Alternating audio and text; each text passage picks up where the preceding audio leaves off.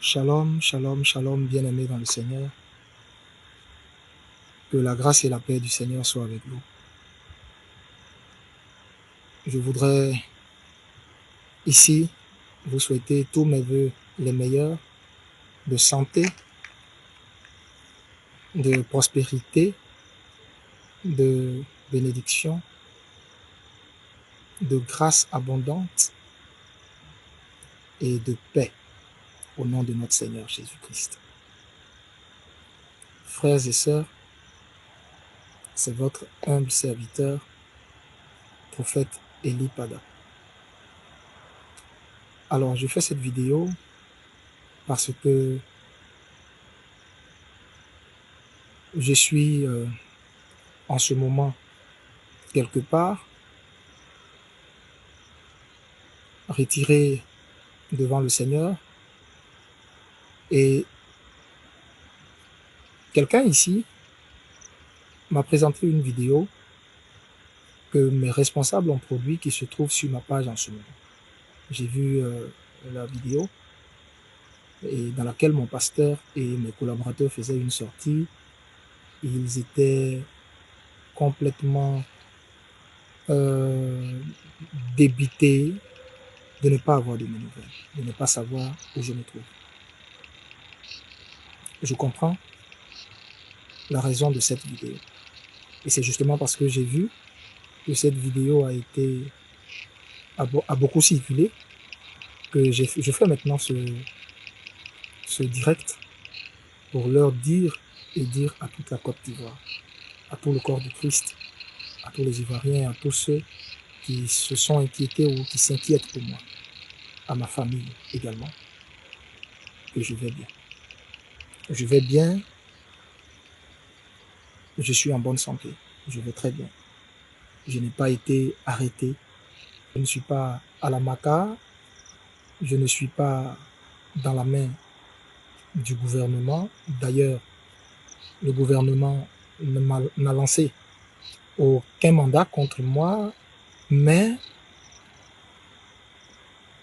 je ne comprends pas. Je ne comprends pas. Ma vie est menacée. Ma vie est menacée et je ne sais pas pour quelle raison. Je ne sais pas qui je dérange. Je ne sais pas qui mon message dérange, qui mes prophéties dérangent. Je ne sais pas. Et quand je vous dis que ma vie est menacée, ma vie est sérieusement menacée. Ma secrétaire reçoit tout le temps des appels téléphoniques de menaces.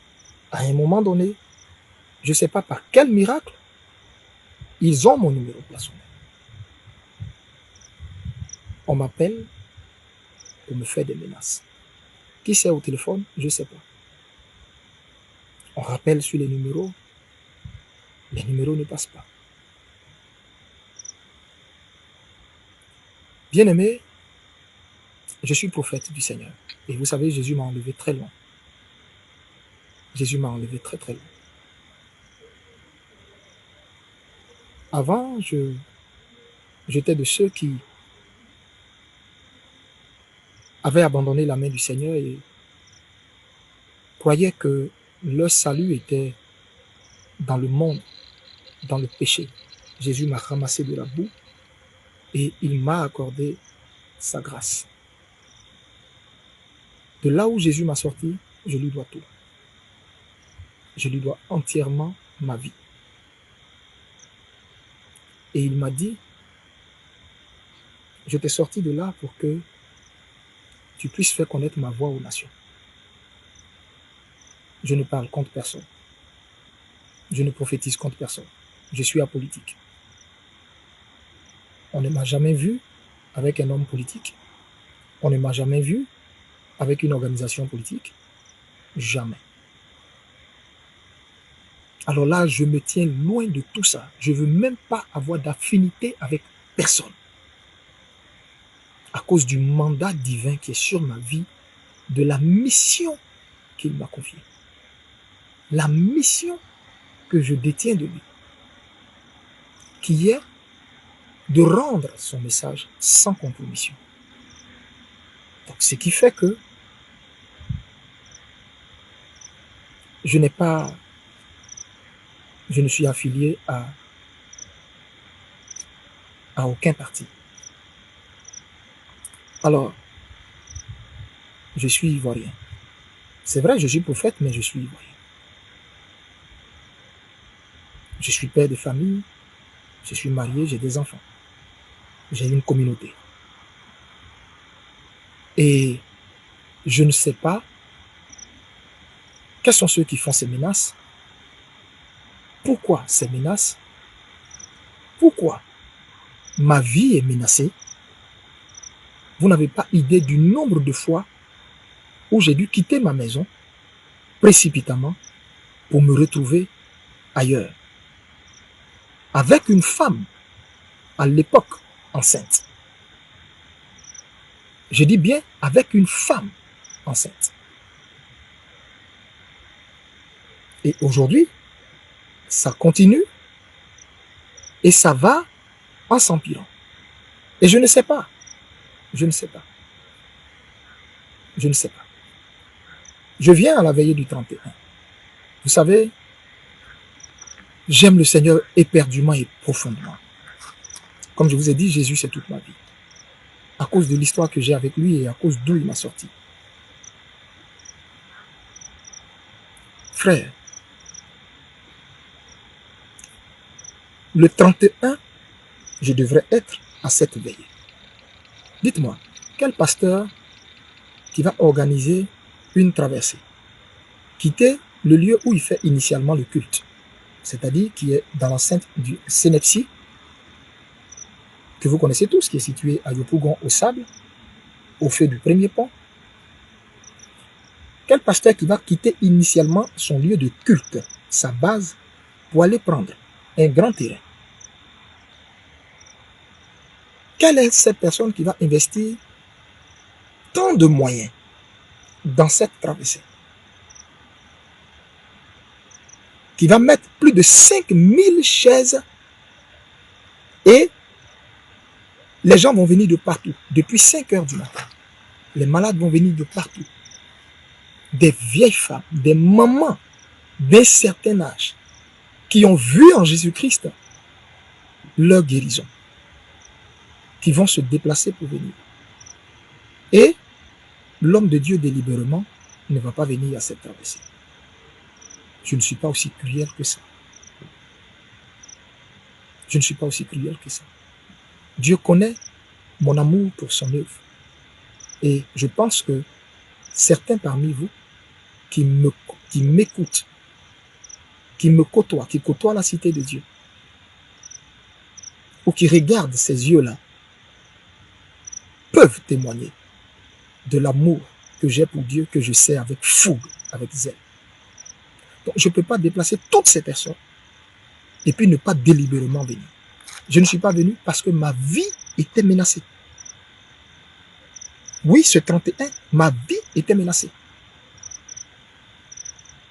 J'ai voulu forcer pour venir, même jusqu'à la dernière minute, jusqu'à ce que le Seigneur lui-même se révèle maintenant clairement à moi, à travers une vision pour me dire, voici. Des gens sont là et qui attendent de mettre la main sur toi. Qui sait, je ne sais pas. Je ne sais absolument pas du tout. C'est la mort dans l'âme. J'ai dit au Seigneur, mais qu'est-ce que je fais? Il m'a dit, ne te rends pas à cette veille. C'est la mort dans l'âme que j'ai dû me résoudre à ne pas venir à cette veille. Et c'est comme ça qu'il va me dire, n'entre en contact avec personne de ton staff. Je te dirai où tu dois aller. Tu resteras là et tu seras devant ma face jusqu'à ce que je te donne d'autres instructions. Tu seras devant moi. Tu te tiendras devant moi dans la prière jusqu'à ce que je te donne d'autres instructions. C'est la raison pour laquelle je ne suis pas venu à cette veillée et je n'ai contacté aucun de mes responsables. J'imagine probablement le désarroi, la détresse dans laquelle ils étaient. Je peux comprendre ça. Mais c'était indépendamment de ma volonté. Quelles étaient ces personnes, je ne sais pas.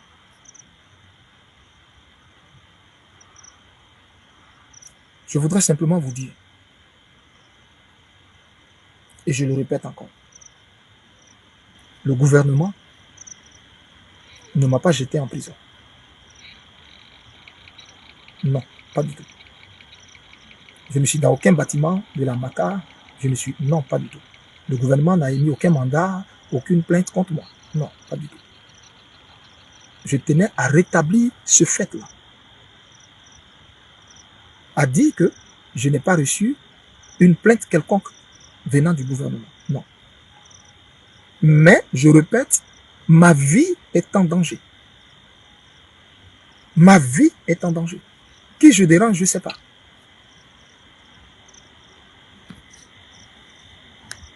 Qui je dérange, je ne sais pas. Je voudrais dire à mes pasteurs, mes collaborateurs, à l'église La Cité de Dieu, à tous les Ivoiriens, à toutes les Ivoiriennes, à tous les hommes de Dieu qui, par solidarité dans la foi commune que nous partageons en Jésus-Christ, qui ont fait des postes pour exprimer leur solidarité, leur soutien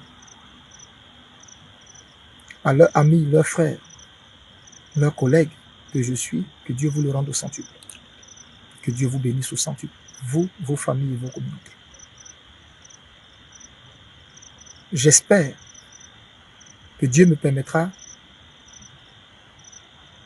de retrouver une vie normale. Je m'étais retiré à un moment donné, pendant près de 90 jours dans la présence du Seigneur. J'étais revenu joyeux pour bénir mon peuple, traverser avec eux. Toutes les églises ont eu traversé. Moi, j'ai été contraint de ne pas me rendre là-bas à cause de certaines menaces dont je ne sais la provenance et dont le Seigneur m'en a donné certitude. Et dont j'ai même les preuves. Je ne prophétise contre personne. Je ne prophétise contre personne. Je suis, je répète, prophète du Seigneur. Amos chapitre 3, verset 7. Dieu ne fait rien sans révéler son secret à ses serviteurs les prophètes. Malheureusement, je suis prophète. Ou heureusement, je suis prophète. Ce qui fait que si Dieu veut faire quelque chose sur la terre, évidemment, Dieu va venir révéler ce qu'il veut faire à ses prophètes. Soit en bien, soit en mal. Mais avant que Dieu ne fasse quoi que ce soit, Dieu va le révéler à ses prophètes.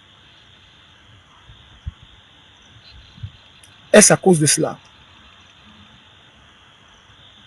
que ma vie connaît toutes ces menaces? Je ne sais pas. Je ne sais pas. Mais je rends grâce à Dieu qui, dans sa bonté, me tient. Je rends grâce à Dieu qui, dans sa bonté, me garde. Alors, je ne voudrais pas que les gens s'alarment pour aller dans tous les sens et dire je suis détenu ici, je suis détenu là, voici ce que le gouvernement a fait, etc. et autres. Pas du tout. Il y a une réelle menace qui plane sur ma vie, qui plane sur moi. J'espère que Dieu permettra qu'on ait tous le fin mot de cette histoire. Je vais m'arrêter là. C'est la vidéo que mes responsables ont fait qui circule, qui m'a fait sortir pour rétablir les choses. Au moment opportun. Comme le Seigneur m'a dit, tu ne te rends pas à cette veillée. Va là où je vais t'indiquer. Là, tu te tiendras devant moi, dans la prière. Tu resteras devant moi, dans la prière, jusqu'à ce que je t'instruise à nouveau, jusqu'à ce que je te parle à nouveau. Donc, quand il me permettra de refaire une sortie, probablement, je vous donnerai un peu plus ample détail sur tout ça. Que Dieu vous bénisse. Que Dieu bénisse la Côte d'Ivoire. Et que sa paix qui surpasse toute paix soit avec vous.